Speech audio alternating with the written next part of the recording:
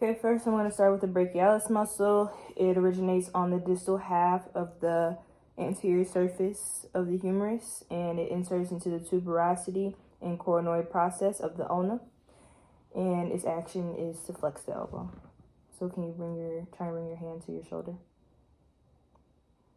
So right here is the biceps brachii muscle, and I'm going to go laterally and keep going.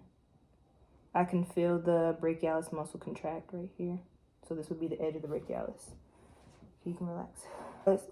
So next I'm going to do the brachioradialis muscle, and that originates on the proximal 2/3 of the lateral supracondylar ridge of the humerus, and it inserts onto the styloid process of the radius, and its actions include flexing the elbow and assisting in pronation and supination of the forearm. So can you try and bring your hand to your shoulder again? So right here, I can see the muscle contract, and I can also feel it. And relax.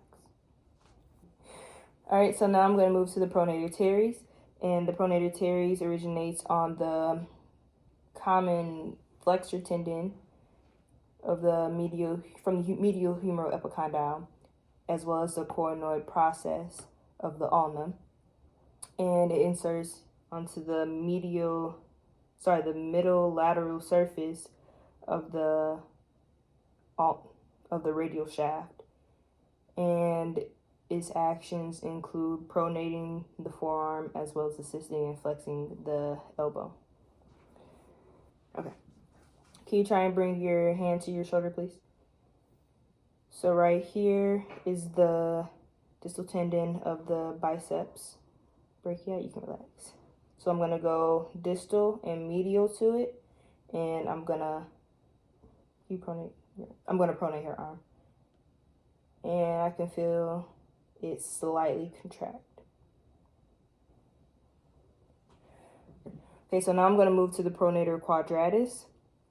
Now that originates on the medial anterior surface of the distal ulna, and it inserts onto the lateral anterior surface of the distal radius.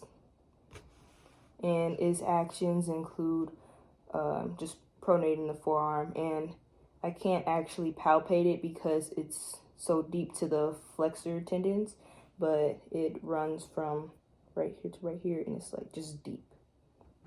All right, so lastly, I'm gonna do the supinator muscle, and that muscle originates on the lateral humeral epicondyle, the radial collateral ligament, the annular ligament, and the supinator crest of the ulna, and it inserts onto the anterior surface of the anterior lateral surface of the proximal 1/3 shaft of the radius.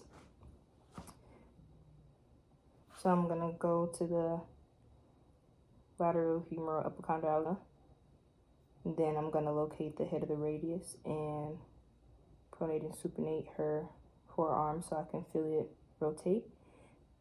Then I'm gonna go a little distally, and then I'm also gonna locate the shaft of the ulna, and the supinator sits right in between.